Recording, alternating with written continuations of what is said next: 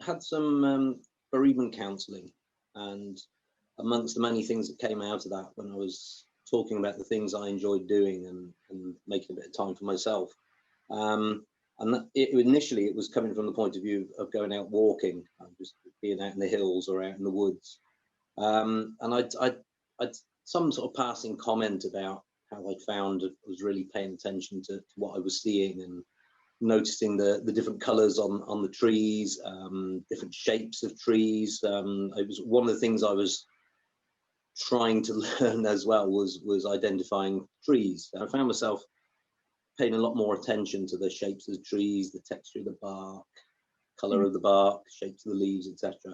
And the lady who was counselling me said, well, this is crossing over into areas of mindfulness, that you're walking along, that you're not just daydreaming, you are looking around you at everything. And the sights I was seeing, I was paying a lot more attention to. And then she started talking more about mindfulness, really, in terms of not just the visual stimulus, but being aware of the wind, the sounds of the breeze in the trees, being more aware of your footfall on the different sort of undulations of the ground, or whether it was grass or mud you were walking through.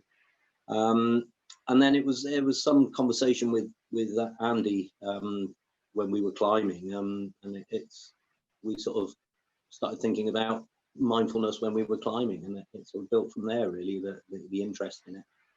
And then I started to find it did make a big difference with my climbing.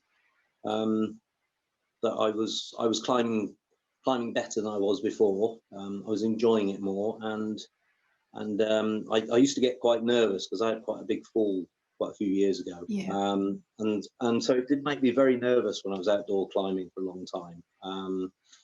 And I would end up climbing grades that were well within my capability, just because I was aware of both the fear of falling again, but also the should we say, repercussions if I did injure myself. And then I found, with using mindfulness techniques, as far as I understand them, that a lot of those sort of little fears in the back of the head that would put you off when you were climbing disappeared. An awful lot of climbing is a mental game. An awful lot of it is in the head, where as soon as those little doubts come in that you think you can't do it, usually that's a self-fulfilling prophecy. And I guess it's the same with running or swimming, any kind of pursuit. If you start getting those negative thoughts, it does tend to affect your performance.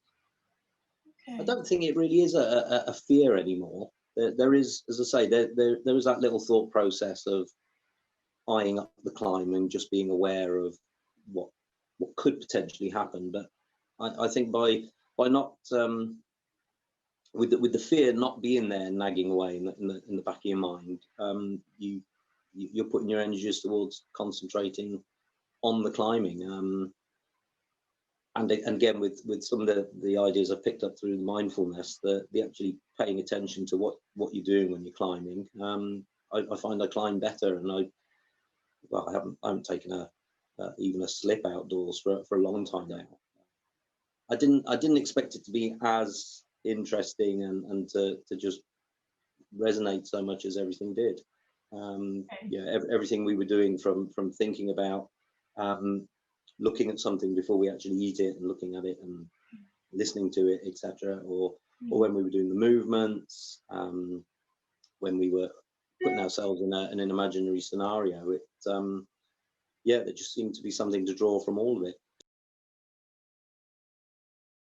Just like the fact that it can have an impact on all aspects of life. It's not just related to the climbing. Having seen the benefits with the climbing, and then it becomes apparent, well, actually this for something that's fairly straightforward to do. It's not as though it costs you any money or you've got to go out buying equipment.